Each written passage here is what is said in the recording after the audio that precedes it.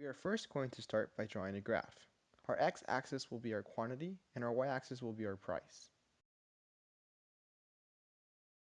Next, we are going to draw a marginal cost curve, which is a change in total costs resulting from the production of one additional unit of output. An example of this would be the production of shoes. Each additional shoes you produce, you incur a cost for it. The marginal cost would be the difference of producing one shoe to two shoes. The MC curve is often referred to as a Nike swoosh because it looks very similar to the Nike logo. This is because when a firm hires the first few workers, specialization of labor results in increasing marginal returns and thus decreasing marginal costs. However, once there are enough workers to permit specialization, diminishing marginal returns sets in, and you get a decreasing slope and then an increasing slope, how you see in the MC curve. Next, we are going to draw the marginal revenue curve, which is a change in total revenue generated by an additional unit of output.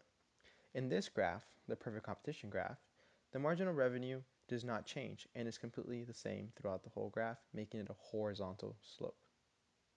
Lastly, we are going to draw our average total cost curve. It originally decreases, and once it hits MC, it starts increasing. The reason this happens is because of two reasons. One, which is called the spraying effect. The larger the output, the greater the quantity of output over which fixed costs can be spread, lowering average fixed costs.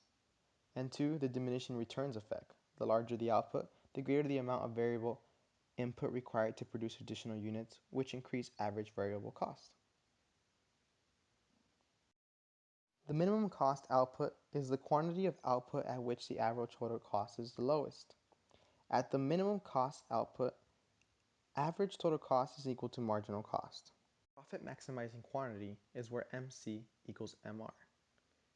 This is because firms have an incentive to sell units up until where they stop making money. So the marginal cost curve represents how much it costs to produce a unit of output.